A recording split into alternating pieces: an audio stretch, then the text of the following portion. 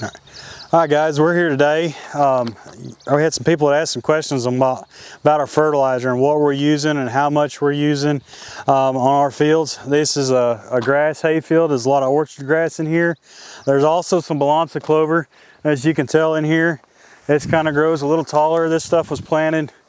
You can see it's a little bit taller clover. It's something good to mix in with some of your grass fields if you're doing it for cattle. They're going to cut this pretty early, and they'll get a little bit better tonnage out of it that way. And it actually adds some protein to the forage, and it actually improves the ground with the nitrogen. So, and it also actually, these roots, whenever this gets fully expanded, and it does really well, as much as you see above ground will be below ground, so it will actually infiltrate the ground and make it to where water will get down deeper and the nutrients, and can pull the nutrients back up out of the soil. So that's why we do use a lot of balança clover.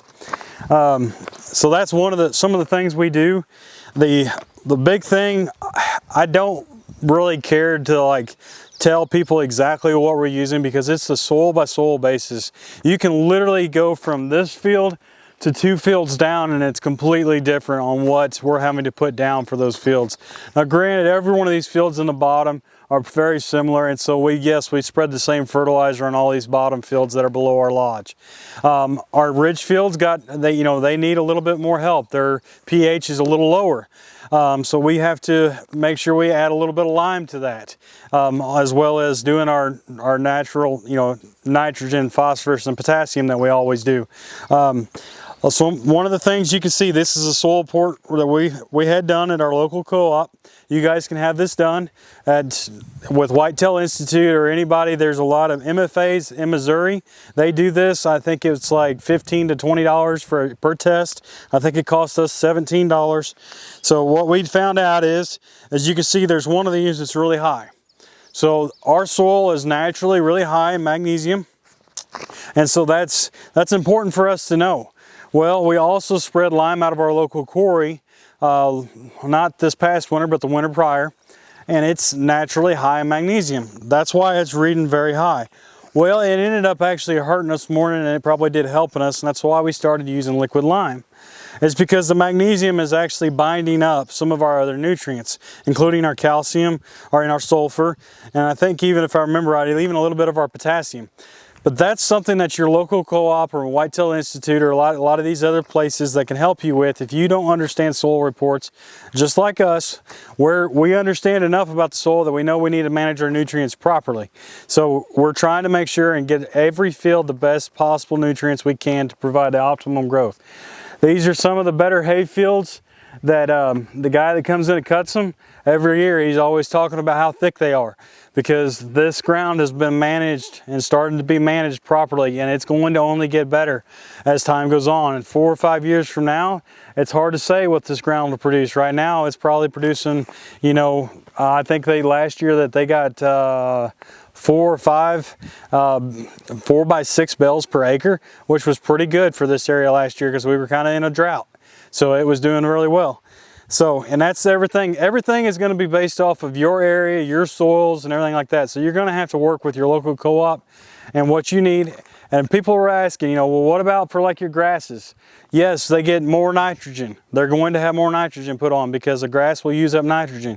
While if you're using for legumes, like a soybean or a clover field or alfalfa field, they're not going to need a whole lot of nitrogen. They need very little, maybe 20 pounds to the acre, and that's just literally to help them to get established and get growing. Once they get growing, they will produce their own nitrogen. So they're going to need more of your P and K. So that's why you put a little more of that on. So we actually put on for these fields right here that you're seeing about 375 pounds of fertilizer per acre. So yes, it was done heavy, but that's what they wanted to see, because they like to cut it twice, because that way, if it is a dry year, they used a little bit different, types of nitrogen. So that way, if we were being in a drought, which we've been in right now this spring, and if it continues to be a drought this summer, even if we get just a little bit of rain, the grasses and stuff will be able to utilize it a little bit better than what if it was just a straight ammonia. So that's some of the things that we touch base on, and we try to work with our co-op and our local guy that cuts our hay for us. He cuts our, forage beans and stuff like that for us. He also cuts some of this. We might take some of these bales, especially with the Balanza clover being in there this year, as thick as it is. It is a clover that will come back, and people always ask about it every time we do a video, if you let it go to seed. It is not, it's an annual clover. You got to plant it every year, but if you let it go to seed and let it kind of die off and let it go, it will come back. This is Balanza clover that was planted 5 years ago, guys. And it's because every year it goes to a little bit of it goes to seed, it will come back. And you can see that throughout this whole pasture and now all this field here. So, and it's like that in this field and in the field over here to in front of us, because we planted it 5 years ago and we were going to hay it and we didn't get it hayed in time, and it went to dry and it went to dry out, and then next thing you know, we cut it and just bush hogged it down to where the grasses could come on up, and now the ground is just loaded with seed, but it makes for a good hay field every year. So is it the ideal clover? I would say probably not, but it does do a good job for what we're trying to use it for, and that is to help break up soil compaction and pull up the nutrients from the bottom of the ground and act as a natural organic matter also. So that's a lot of the things that we're doing. You guys feel free to reach out and ask us any more questions you have, and we'll try to do our best to answer them. So.